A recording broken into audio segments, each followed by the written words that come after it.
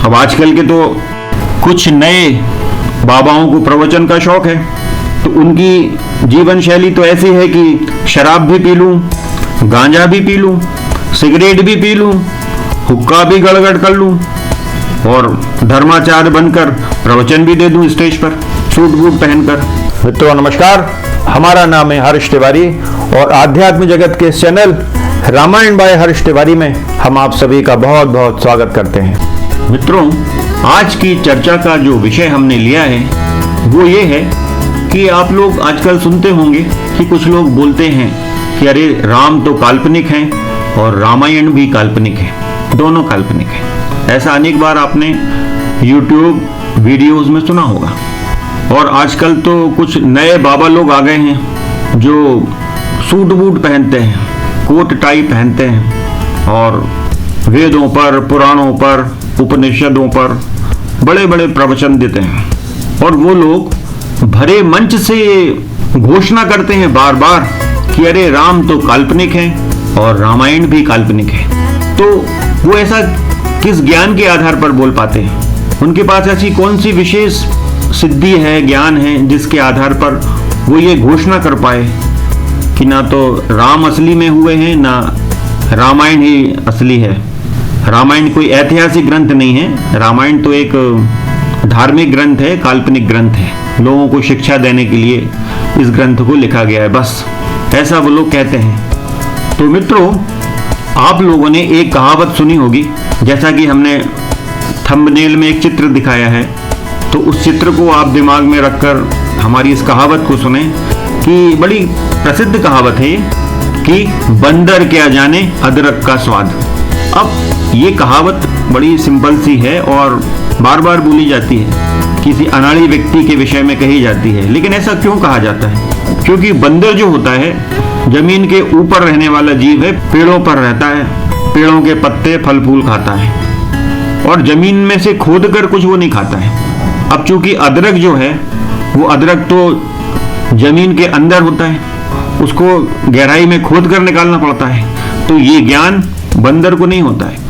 बंदर तो केवल ऊपर ऊपर जो दिख रहा है, जो फूल हैं, पत्ते हैं, फल हैं पेड़ में, उनको खाता है। या फिर कोई चीज गिर गई है पेड़ों से, पौधों से, तो उनको खा सकता है। लेकिन वो ना गाजर खा सकता है, ना मूली खा सकता है, और अदरक तो खा ही नहीं सकता क्योंकि उसको खोद कर निकालना पड़ता है। तो इसलिए ये कहावत बनी हुई है कि बंदर क्या जाने अदरक का स्वाद। अब इसको जरा आध्यात्मिकता में प्रयोग करके इस कहावत को देखा जाए कि हमने आध्यात्म के विषय में इस कहावत को क्यों प्रयोग किया। तो आप लोगों ने गीता का अध्ययन अवश्य किया होगा। तो गीता का प्रारंभ होता है संशय से, शोक से, दुख से, डिप्रेशन से, और उसका अंत जो होता है मुक्ति पर होता है। नष्टो मोहम स्मृतिर्लब्ध्वा से उसका अंत होता है। लेकिन बीच में अनेक संशय उत्पन्न होते हैं, उनके समाधान भी दिए जाते हैं। तो भगवान श्री कृष्ण अध्याय 6 और अध्याय 9, इन दोनों अध्यायों में ध्यान योग की चर्चा करते हैं। मेडिटेशन, उसमें ध्यान योग की चर्चा है और ध्यान की विधियों की चर्चा है। ध्यान के लिए जो आसन होना चाहिए, एक ध्यानी व्यक्ति का आचार व्यवहार कैसा होना चाहिए, इन सब विषयों की चर्चा है। लेकिन ये जो ध्यान का मार्ग है, इसमें निर्गुण निराकार परब्रह्म के विषय में अधिक जोर दिया गया है। अब लेकिन हम लोग देखते हैं कि अध्याय 10 में भगवान श्री कृष्ण अपनी विभूतियों की चर्चा करते हैं। वो बोलते हैं कि मैं हिमालय हूँ, मैं मगर हूँ, मैं कपिल मुनि हूँ, मैं अर्जुन हूँ, मैं वृक्षों में अस्वस्थ हूँ, ये सब बोलते हैं वो। तो अर्जुन का संशय और बढ़ते चला जाता है कि अरे, मैं जिस व्यक्ति को एक सामान्य मनुष्य समझता हूँ, अपना सखा समझता हूँ, अपना बड़ा भाई समझता हूँ, ये तो कह रहा है कि मैं सुमेरु हूँ, मैं हिमालय हूँ, मैं अश्वत्थ का वृक्ष हूँ, मैं कपिल मुनि हूँ। तो ये सब क्या है? मैं राम हूँ, रुद्रों में मैं शंकर हूँ। तो ये सब क्या हो रहा है? बड़ा कंफ्यूज हो जाता है। तो भगवान श्री कृष्ण समझ जाते हैं कि अर्जुन को अब थ्योरी की नहीं, प्रैक्टिकल की आवश्यकता है, रूप दिखाना होगा। तो फिर वो 11वें अध्याय में अपना विराट रूप दिखाते हैं अर्जुन को। उनके विराट रूप को देखकर अर्जुन भयभीत हो जाता है और फिर उनसे प्रार्थना करता है कि प्रभु मैं तो आपका वो चतुर्भुज रूप ही देखना चाहूँगा। इस विराट रूप को आप यहाँ मेरी आंखों के सामने से हटा लीजिए, मैं बहुत भयभीत हो गया हूँ, मुझे डर लग रहा है। और फिर अपना विराट रूप दिखाने के पश्चात 12वें अध्याय में भगवान श्री कृष्ण भक्ति योग समझाते हैं। अब ये हमने इतना सब क्यों कहा कि अध्याय 6 और अध्याय 9 में ज्ञान मार्ग की चर्चा हो रही है।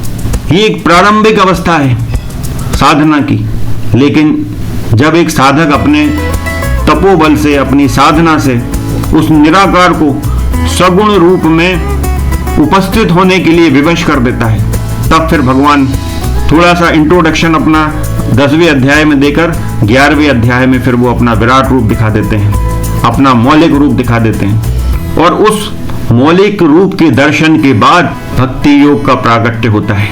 तो ज्ञान के बहुत बाद की अवस्था है भक्ति योग, जिसमें सगुण उपासना की जाती है। क्योंकि हम लोग चौथे युग में जी रहे हैं। पहला युग सतयुग, फिर त्रेता, फिर द्वापर और कलयुग। तो अभी तक सारे आविष्कार हो चुके हैं, लेकिन यदि सतयुग की बात करें तब तो सब ढूंढा जाना था ना।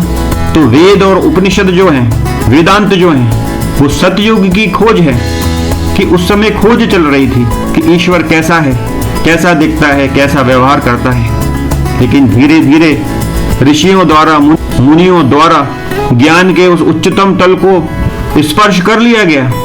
तब फिर वही निर्गुण निराकार ब्रह्म सगुण होकर आया। राम आए, कृष्ण आए, तो वो एकदम से नहीं आए, एकदम से अवतार नहीं लिया उन्होंने। पहले ऋषियों को, मुनियों को सगुण रूप की स्वीकारता के लिए उनको तैयार किया गया। पहले 6वां अध्याय, फिर 9वां, उसके बाद फिर विराट रूप का दर्शन, उसके बाद भक्ति योग। तो भक्ति योग जो है, जिसमें भजन कीर्तन इत्यादि किए जाते हैं, तो ये ऋषियों का अनुभव ही है कि जैसे उपनिषद बहुत महत्वपूर्ण है, वेद बहुत महत्वपूर्ण है, वेदांत बहुत महत्वपूर्ण है, उसी प्रकार जो भक्ति योग है, जिसमें नाम संकीर्तन, पूजा विधियां, पूजा पाठ, ये सब आता है, तो ये सब भी साधना के उच्चतम अवस्था की ओर ले जाने के महत्वपूर्ण साधन हैं। इन्हें क्रिटिसाइज नहीं किया जा सकता, क्योंकि राम को समझने के लिए साधना के निम्न तलों को पार करके बहुत आगे की यात्रा करना होगी। तब राम समझ में आएंगे, तब कृष्ण समझ में आएंगे। कबीर ने जो बात कही है बड़ी प्रसिद्ध है वो, कि जिन खोजा तिन पाहिया, गहरे पानी पैठ, ओ मैं बपुरा बूढ़न डरा, रहा किनारे बैठ। तो किनारे बैठकर राम को नहीं समझा जा सकता, कृष्ण को नहीं समझा जा सकता। यदि सगुण राम को समझना है और यदि सगुण कृष्ण को समझना है, माता जानकी के सगुण रूप को समझना है, राधा तत्व को समझना है, तो गहराई में उतरना होगा। नदी के किनारे बैठकर नदी का थाव पता नहीं लगाया जा सकता, उसके लिए नदी में उतरना होगा। उसके लिए भक्ति की गंगा में गोते लगाना होंगे, डुबकी लगाना होंगी, तभी समझ में आएंगे राम। नहीं तो तब तक राम भी काल्पनिक ही लगेंगे और रामायण भी काल्पनिक ही लगेगी। आजकल तो अनेक पढ़े लिखे बाबाओं का ट्रेंड चल रहा है, बड़ी बड़ी डिग्रीधारी हैं वो, कि वो कोई बड़ा वकील हो सकता है, कोई बहुत बड़ा डॉक्टर हो सकता है, कुछ IITians हैं, धर्माचार्य के रूप में उपदेश देते हैं। ये सारी डिग्रियां तो अहंकार को बढ़ावा देती हैं, भक्ति से इनका कोई संबंध नहीं है, ना ही आध्यात्म में इन डिग्रियों का कोई महत्व है। क्योंकि आध्यात्म जगत में ये सब डिग्रियां, ये MBBS, IITians, इंजीनियरिंग की डिग्री, वकालत की डिग्रियां, ये सब रद्दी कागज के समान हैं, इनका आध्यात्म में कोई भी महत्व नहीं है। कबीर कौन से IITian थे? मीराबाई ने कौन सी वकालत की पढ़ाई की थी? बड़े बड़े आचार्य हुए हैं। रैदास कौन से बड़े MBBS डॉक्टर थे? रैदास ने कौन सी UPSC क्रैक कर ली थी? तो बड़े साधारण से लोग थे ना। एक अनपढ़ गंवार व्यक्ति भी आध्यात्म के उच्चतम स्तर को प्राप्त कर सकता है, और बहुत पढ़ा लिखा व्यक्ति कितना ही बड़ा विद्वान क्यों ना हो, उस तत्व तक नहीं पहुंच सकता जब तक उसमें आध्यात्मिक जगत की जो प्रारंभिक मांगे हैं उसके व्यक्तित्व में वो ना प्रकट हो गई हों।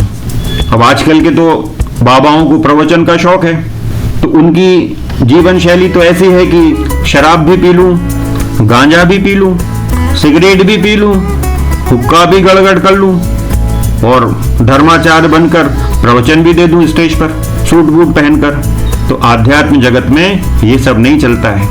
आध्यात्म के उच्चतम स्तर तक पहुंचने के लिए बहुत कुछ त्यागना पड़ता है, बहुत कुछ खोना पड़ता है। ये शराब सिगरेट ये सब तामसिकता को जन्म देती हैं और आध्यात्म में तामसिक जीवन को बहुत पीछे छोड़कर सात्विकता को भी पीछे छोड़कर आगे जाना होता है, बहुत त्यागना पड़ता है, इतना आसान नहीं है। अब जैसे कोई व्यक्ति सूट बूट पहनकर धर्मोपदेश दे रहा है तो ये कोई ऐसी बुरी बात नहीं है, ऐसा हो सकता है, लेकिन वस्त्रों का हमारे मन पर बहुत गहरा प्रभाव पड़ता है। जैसे आप कोई पुरुष हैं तो आप भगवा कलर का कुर्ता पजामा पहन के थोड़ी देर अपने मन को वाच कीजिए, या वो पीला कलर जो संत महात्मा लोग पहनते हैं उस कलर का आप कुर्ता पजामा या धोती कुर्ता पहन के देखिए।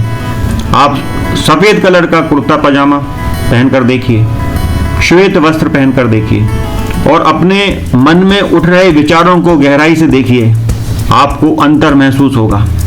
यदि आप कोई स्त्री हैं, बालिका हैं, महिला हैं तो आप भगवा कलर की कोई भी साड़ी सूट इत्यादि पहनकर देखिए और अपने मन में उठ रहे विचारों को आप देखिए।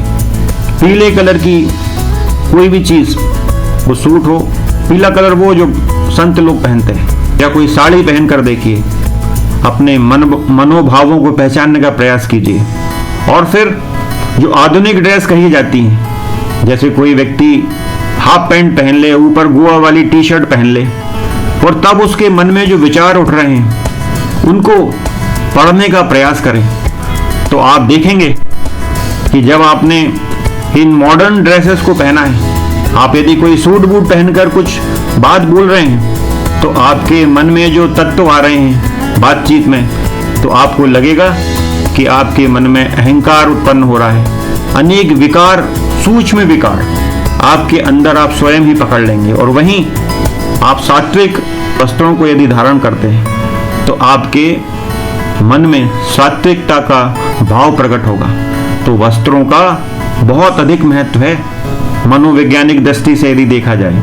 हाँ, जो लोग सिद्ध महात्मा हो जाते हैं वो कुछ भी पहने, उनको उससे कोई फर्क नहीं पड़ता, वो कुछ भी पहने कुछ भी खाएं, क्योंकि उनकी चेतना का जो स्तर है इन सब भौतिक वस्तुओं से परे चला गया है। अब रमण महर्षि देखो तो लंगोटी पहनते थे छोटी सी, उनको यदि आप सूट बूट पहना दो, टाई पहना दो तो भी वो रमण महर्षि ही रहेंगे। अब स्वामी विवेकानंद, उन्होंने जब आधुनिक परिधान पहना शिकागो में तो भी उनका तेज सतयुग का ही तेज था, उसमें कोई गिरावट नहीं आई। लेकिन सामान्य लोगों के लिए वस्त्रों का बहुत अधिक महत्व है।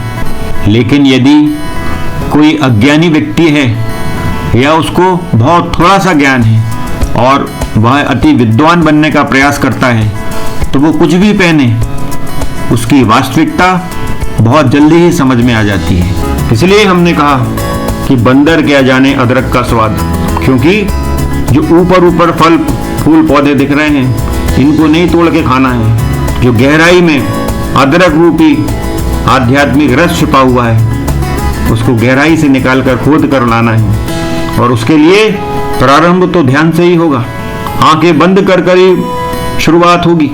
और वही ध्यान जब फलित होगा, सिद्ध होगा, तो वही सगुण और निर्गुण के सारे भेद मिटा देगा।